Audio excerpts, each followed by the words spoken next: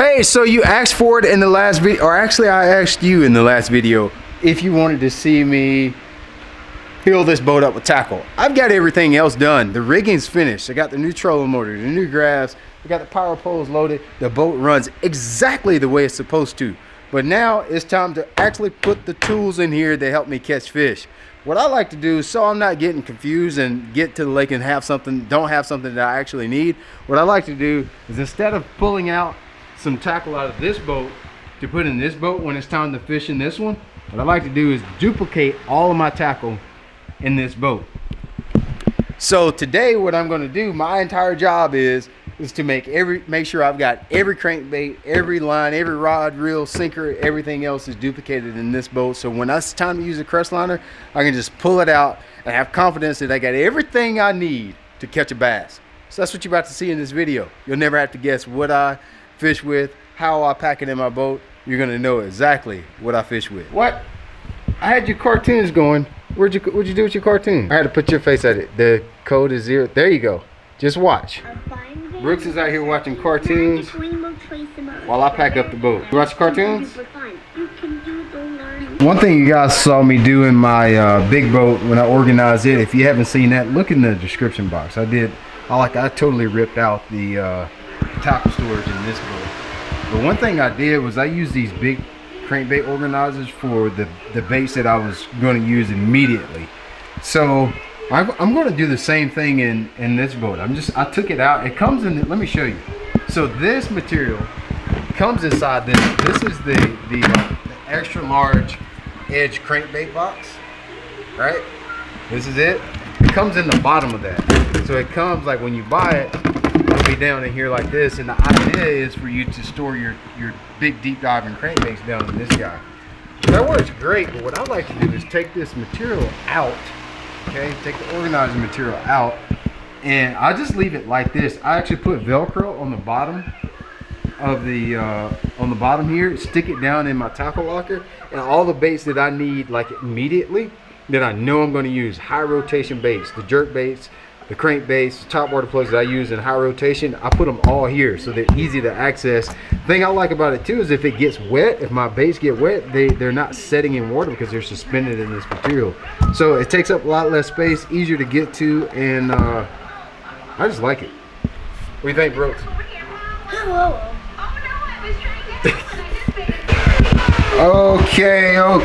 Okay. Here we go. Crankbait shopping. Hard bait shopping at its best. So let's see. Definitely gonna need a few medium divers, and the medium divers I call like 4 to 6 foot range. You can get a couple of the Ketchco shiver cranks. This is Ketchco's shiver crank. It's pretty much similar to the plug that I helped design for Bill Lewis, the MR6, but the shiver crank's got a little bit, it's got a different shape to it. See how the MR6 has got more of a humpback to it? Shiver crank's more a minnow shape. I like this dude. So we'll put these two in there, the shiver crank, MR6, get a couple of those. That's Louisiana shad. Hey, I want $100,000 on that color right there. Gotta have that one in there. So we'll put him in there. 2, 3. Yeah, that.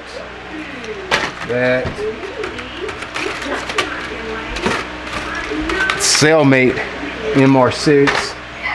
It's another Ketchco shiver crank. I just really like that shiver crank a lot. Black and chartreuse. I throw a lot of chartreuse crankbaits. We'll get the golden boy. That's always a good one because it's a golden boy. Gotta have him. I like that color right there. That looks smooth, right? It's a shad looking color. I'm not sure if you guys can see that. Shad looking color. Grab that one. Black and chartreuse golden boy. Gotta have that one. Then they got this little one. This is a baby square bill called the baby boy. Probably gonna throw that guy too. That's a good crankbait to have. Put him in there. Here goes the shiver crank in like some shad patterns. We'll put the shiver crank in there, shad patterns. Get a couple the baby bull shad. Definitely got to carry a couple of those. Baby bull shad, thread fin shad. Yes, where I live, of course you got to have thread fin shad. Whatever color that is, looks good. Don't know the name of it, but we need to have it. Yes. Baby bull shad. I got some of these are the Guggen baits, crankbaits too. The Guggen top water plugs. Let's see, I just want to make sure I get the right colors. There's a little popper. That's a pretty color, and that little popper there. Yeah, that's a pretty good start on hard baits, I think. Let's get this box started and kind of just expand from there. All right, here we go. So the colors and the baits that I use the most, we're gonna put them in here, which would be like my medium diving crankbaits, a couple of square bills in my favorite colors, and I'll keep them here. These are easily accessible. Colors that I use in high rotation and the baits that I use in high rotation will be easily accessible in this right here. Okay, there's a couple jerk baits that I like to keep out in high rotation. I almost always use the longer lip jerk baits like this one. That's just a little KVD long lip jerk bait right here. Put him in there. The Catchco Shiver Crank, we'll put him in here. This is a cool color. This color right here, sort of like an American shad, but it's Catchco. Another good medium diving color. You got this color, sexy shad looking deal. Everybody loves that color, right? Sexy lavender looking. How's that one? That's my Perfect, huh? That's my no swear. Looking for some of the golden boys, which is just a straight up square bill. Let me see, might have one or two here. Stop. Stop, Brooks. Brooks, you better not. Stop.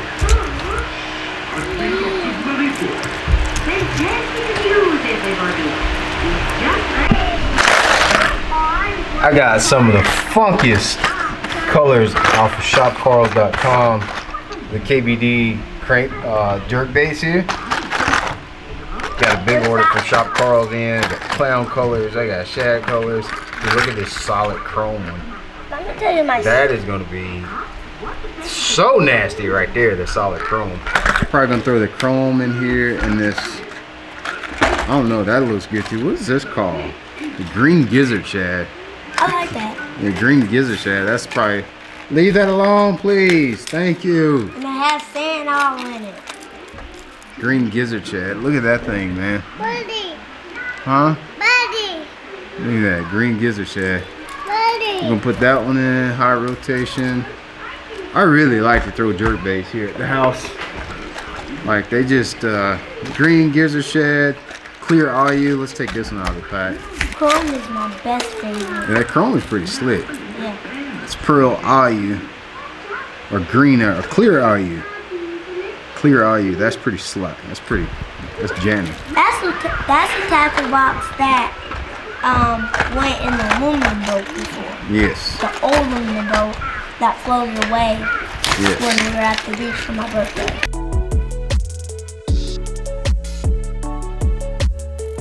Okay, so I actually had a little bit of a terminal box already going. It's got some sinkers in it. It's got, I think I actually got this out of my kayak box, but it's got a few pieces of tungsten, a few jig heads in here, a few drop shot weights, a few Ned rig heads. We're just gonna kind of expand off this one, I think, and see what else I need to put in here. I don't care what anybody says, like your terminal box is probably your most important box in your entire boat, because your terminal box has your hooks, your sinkers, and at the end of the day, how much it weighs and what kind of hook you put in your bait is probably the most important thing. So keeping this box nice and tight is almost always, that's a good idea, because this is the box that matters the most in my opinion. I think what I am going to do is separate my jig heads from like everything else. So I'm just gonna make one box completely jig heads. We'll start off with just the Power Finesse rooms. You guys see me fish this thing a lot. That's probably one of my favorite jig heads. Z-Man Power Finesse rooms head. We'll do our Ned rig heads next. Where are you going without Ned rig heads? So we'll put our Ned rig heads in here. Notice I got a couple chartreuse ones. That's a secret, don't tell anybody. Colored heads matter. Let me tell you why I learned why it matters. Because on Z-Man plastic you can't use dye, so you use colored heads. So if you need a little bit of tip of chartreuse, just put it on the head. Fish are not smart enough to know that the chartreuse on the head is not like the tail, like my brim. They're just not that smart. So that's what I do. Whatever color I want on my bait, I use the head. Just change the head color.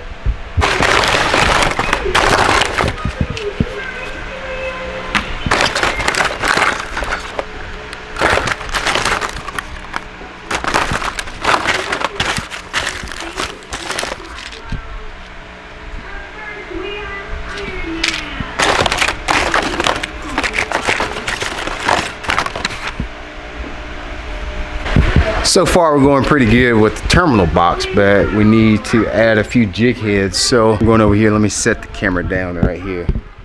You guys see me right there? I got a couple of different style jig heads that I like to use. This is just a little trout eye from Z-Man. These are my jig heads. Some of them have different colors. Red eye, and I got one with the pearl eye. I usually like the pearl eye for bass fishing. The red eye is usually better for redfish.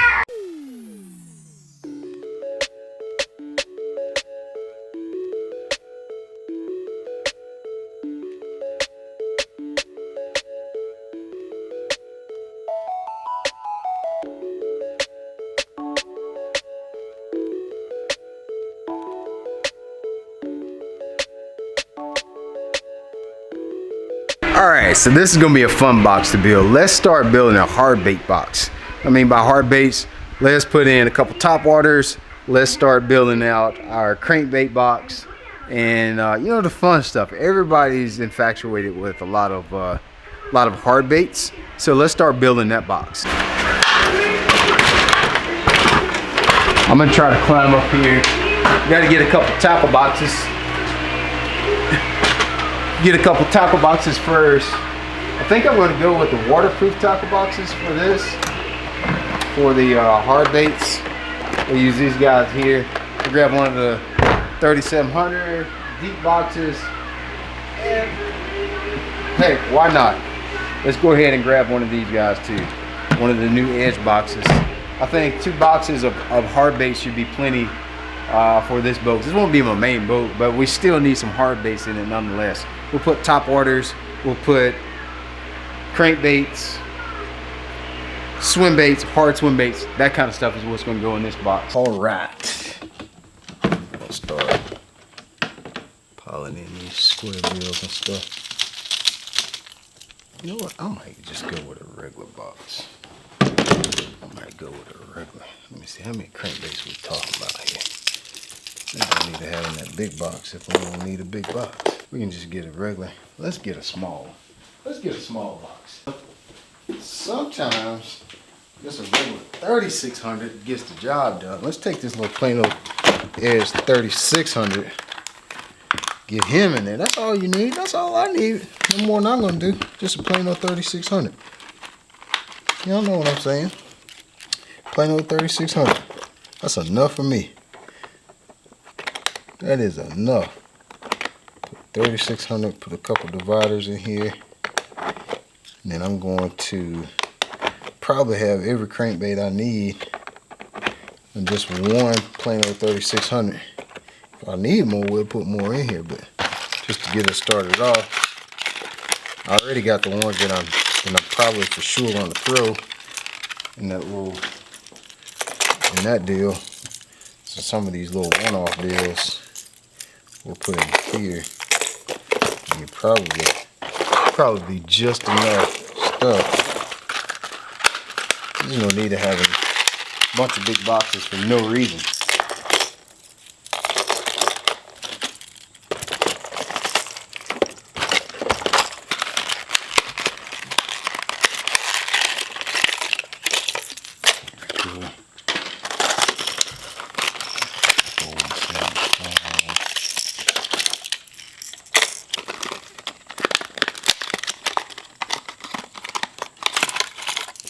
Sugar crank. I think I'm just going to take the dividers out.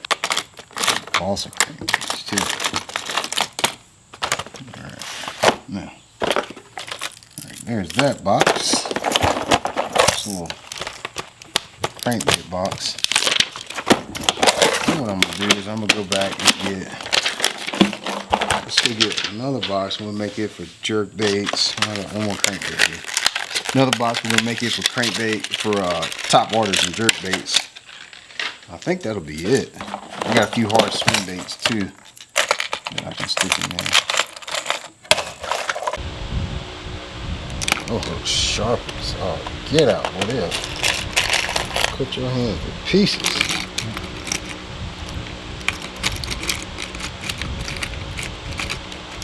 What I'm doing is, I started out with all my terminal stuff in these little 6 compartment boxes.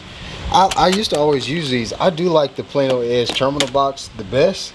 I just didn't think I had another one, but I found another one.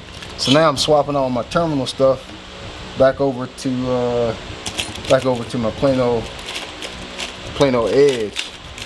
This is definitely the way to organize all your terminal gear. I mean, it's just it just keeps everything nice and tight, organized. You know, just be that style. You know how I am. I'm always nice, tight, and organized.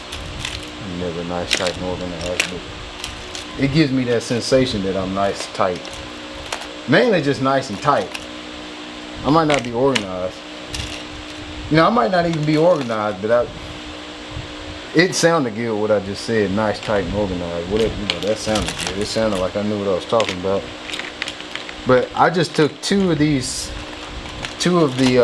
boxes that I was using. I went from 2 boxes to 1 box for terminal gear, which is, I mean, who would complain about that, right? I went all the way from 2 boxes to 1 box total. So there's that. And not to mention, listen at me now, listen. Not to mention, this is waterproof, which means by waterproof I mean no water can penetrate, which means it's waterproof. So there's that. Check. That's always great. So that's exciting. I got jig heads. I got literally everything that I had in all those boxes in 1 or 2 boxes, man. Oh yeah, this is yeah, baby. Yeah, this is the way to go. This definitely is the way to go. I got everything right at the palm of my hands. When you say it like that, when you say right, that means a lot. You hear somebody say right, and you're like, what is that? I've never heard nobody say right. Does he mean right? When they say right, right is more than right. Right is a lot. Yeah, I got it all in that 1 box, brother. Come on, brother. Everything. All my terminal in there. Can't shake it up. Can be moved but not shaken. Or shaken but not moved. All the terminal gear can be shaken but not moved. Can I get an amen, brother? Come on, brother. Now in this boat, I don't think I'm gonna put my frogs in the little organizer like I did in the other boat. I think we'll keep it in the pocket on this one. Black frog, white, sexy frog. He's a little snaky. It's kind of sneaky little frog. Bet you don't see that one much, do you? It's a blue frog. Call him the Smurf. Top secret. You only find that on YouTube. Just a little selection of frogs in here.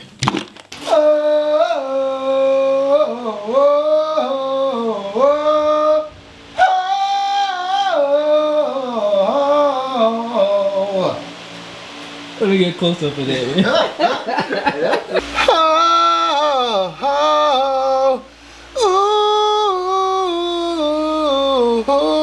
Working in the shop, baby. Chatterbait, shiver crank, Z-man elastic. Oh, oh, oh. Sounds good to me. Hey, y'all don't like that? If y'all don't like, that's free too. That comes free. You don't even got to subscribe to another channel to get that. There is that. Let me see what else I need over here. I think I got just about everything I need to make a tackle box. Dog, you know what's terrible when you do all of this organizing and getting stuff together, and then you go out and you don't catch no fish. That happens a lot. All right. I'm actually You know, obviously I got to put tackle on this boat because I got to get tackle on the boat if I plan to fish out of it. But I really am, I haven't fished a tournament in so long. We fished one in January at Toho. You guys that don't know, I'm supposed to be fishing both divisions of the Bassmaster Opens this year, right? Well, obviously because of the COVID got our schedule all jacked up. Sometime, you know, at the beginning, just some of the municipalities were shut down. When I mean by municipalities, you heard that big word, municipalities? The towns wasn't, you know, we were in lockdown, so we couldn't have tournaments, etc., etc. And then, you know, as we got further in, sometimes well, actually, I said that backwards. First off, we started out on lockdown, like pretty much the whole country we were on lockdown, right? And then, as everything started opening up, there were certain towns that were on lockdown and certain ones that weren't. And a lot of the towns that we had planned to go to were still on lockdown in May and June. When I say lockdown, that means I may not be quoting it completely correct, but all I know is we couldn't have events there. You could only have so many people in the gathering, etc., etc. So we didn't get to have a lot of events. So I fished one in January and one in June, for long story short. But we have a tournament. We have one of the opens is here on my home lake, Hartwell, in about a month from now. And I haven't spent any time on the lake at all. Like, I have no idea what's going on Hartwell right now. So I found out there was a BFL on Hartwell this weekend. So I just called this morning and registered. I just jumped in that bad boy, gonna get in it and see what I can, see if I still remember how to catch a fish or not. So I'm kind of excited about it. I like when you fish for a living, preparing for a tournament is kind of like, that's your juice, right? That's what you really enjoy doing. So I enjoy just sitting out here in the shop and thinking about things that fish will bite, places that I probably would go, places that I could probably catch a fish. That's pretty exciting for me. So just kind of getting some of those old flames riled up again, just sitting here playing with tackle in the boat and thinking about what I can catch fish on, and you know, getting your rods ready. Hopefully all that energy transcends onto the water. But I'm sure it'll take me a little while to get back into the groove. I just want to get out there and compete and just kind of get my legs under me again. Cause a lot has changed, man. A lot has changed, and what's even more interesting is these tournaments aren't going to be easy tournaments. The one at Hartwell, my home lake, that's not going to be an easy tournament, as well as for like all of the other events that we're going to have this fall. This is the first time, like, fishermen are always talking about how they want a fall time schedule. Well, buddy, you got it this year.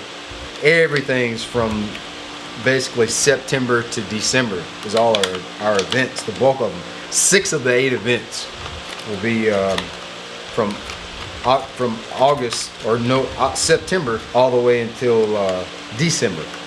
So we're gonna get that fall time schedule now finally, and fall time fishing is tough. It's not easy. That's your toughest time of the year to try to catch fish, because fish, just the migration routes and stuff aren't as easy to find during the fall time of the year. It's just fishing's not as easy. So it's gonna be a lot different than what you've seen in the past. That's for sure. It's gonna be a lot different. Some tournaments, a lot of your tournaments are gonna be lower weight. It's gonna be tougher fishing, because that's just the way it is in the fall. So that could play to my advantage. That could play to a disadvantage. You know, nevertheless, you know, I would like to come out. You know, if you win a tournament, you make the Bassmaster Classic. So there's a lot at stake. Obviously, I can make the Elite Series this year. 2, I can make a Bassmaster Classic, dude. That's my ultimate goal, is to qualify for a classic this year. Like, if I could, there would be not be a better picture perfect win than to end this year with a Bassmaster Classic berth. With all this went on and all the drama that we've had this year, there would be nothing that I could think of that can make this year, like, that would be the best case of turning lemons into, what do they call it, lemonade juice? Turn lemons into, what do they turn lemons into? Juice? Turn lemons into, whatever they turn lemons into, it would be a good year to turn lemons into that this year. That's what you know, that's kind of my whole plan, is I'm really shooting for a classic berth. Any one of those tournaments, man, especially this year, because people are kind of down and out and just ho hum about fishing. it could be that year that if you line one up and knock it slam out the park, because everybody's so distracted. Everybody's so distracted. So I'm gonna put that there. It's like 3600. I'm gonna go through. We gotta come up with a good system here. Put here, terminal tackle.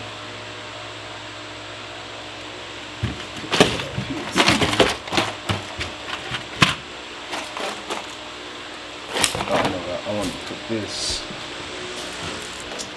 I think I'm gonna go with let's put a terminal tackle soft plastics in the center along with this thing.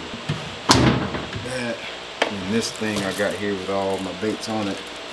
So let's see, I'm not really sure how I want to do this.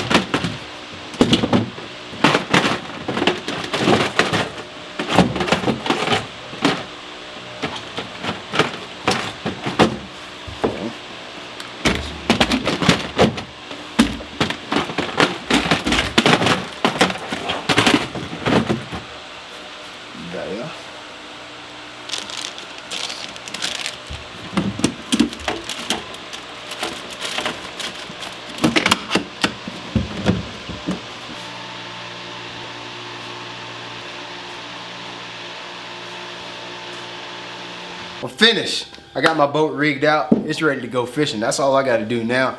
I registered for 2 tournaments. This weekend we're going to have a 2-day tournament, but it's 2 separate tournaments. I'm going to fish Saturday and Sunday. So leave me a comment in the comment section of this video if you want to see the vlog from this weekend's weekend derby, the BFL on Lake Hartwell. Let me know. Maybe I'll drop it. That'll be the next video you see. So hopefully I do good. I got the tools. Now I just need to find the other tools. I think that's right. If I got the tools. Anyway, I hope I catch some fish. I hope you enjoyed this video. Stay tuned for the next one.